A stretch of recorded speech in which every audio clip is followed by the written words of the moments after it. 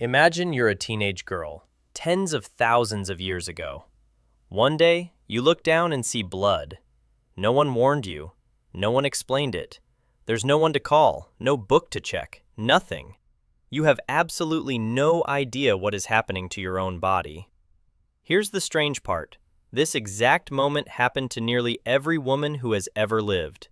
It might be the single most universal experience in human history, and somehow, it's also one of the least talked about. So today, we're actually going to talk about it. First, a quick detour into biology, because it explains almost everything that follows. Puberty isn't simply a countdown that starts at a certain age. From an evolutionary perspective, your body is constantly running a calculation. Do I have enough energy stored to safely support a pregnancy? In the 1970s, researcher Frisch proposed something that changed how we understand this. She argued the female body needs to cross a minimum threshold of body fat, somewhere around 17%, before menstruation can even begin. Later research refined the exact numbers and debated some of the details, but the core idea has held up remarkably well. Puberty isn't just about age, it's about available energy. Your body checks its own fuel gauge before deciding reproduction is even worth attempting.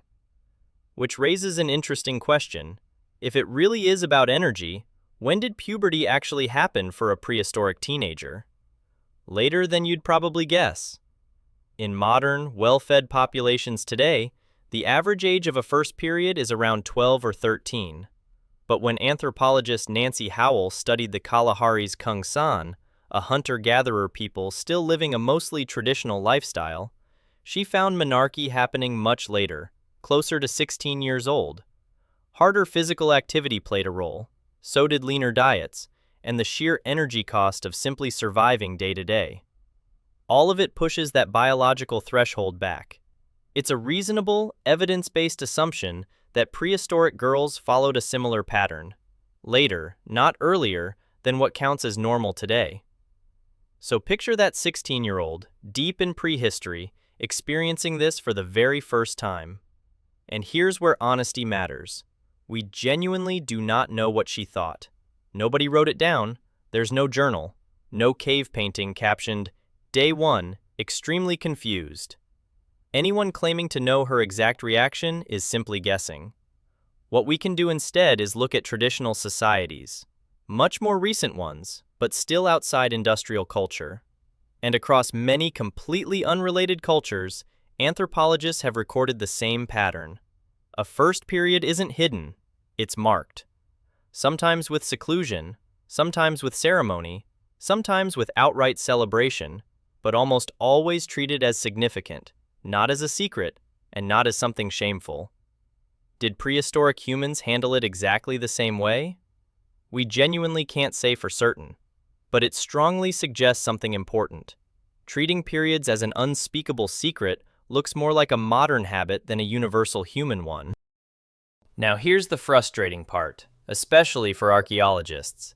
Figuring out exactly how prehistoric women managed this is incredibly difficult, and for a very unglamorous reason.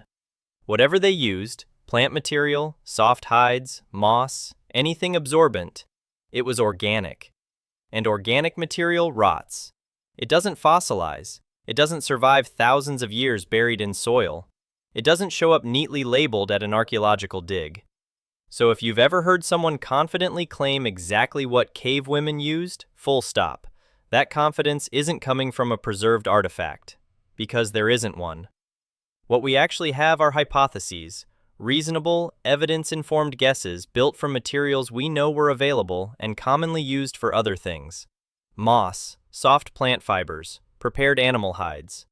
These materials were already part of daily life, used for wound care and general use. So it's a logical inference they were used for this too. Logical, but not proven. Any honest historian will tell you the direct evidence simply hasn't survived.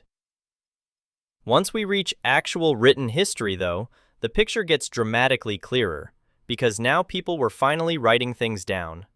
The oldest known women's health document is the Cahun Gynecological Papyrus from ancient Egypt, dating back to roughly 1800 BCE. It directly addresses menstrual issues alongside pregnancy and contraception.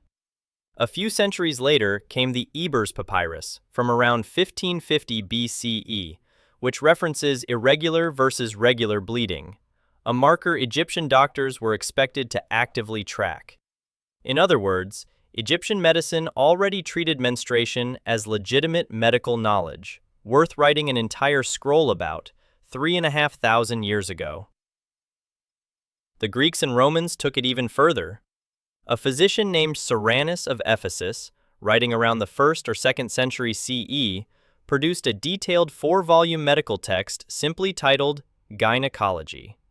It covered menstruation and anatomy, contraception, and childbirth, all in careful, methodical detail. He even recommended rest during particularly difficult periods, advice that, honestly, sounds pretty familiar even now. So we have real medical texts, real historical detail, stretching back thousands of years. But actual physical menstrual products from antiquity? Still almost completely absent from the archaeological record, for the exact same reason as before. Cloth and plant fiber simply don't survive.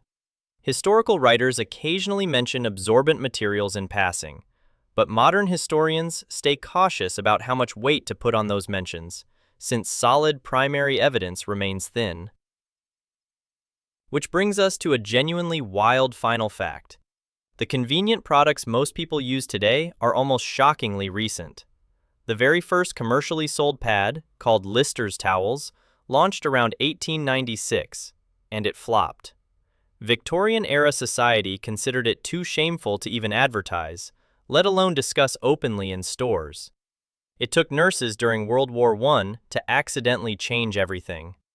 They noticed leftover wound dressing material absorbed blood far better than ordinary cloth, and that accidental discovery kick-started the entire modern sanitary pad industry.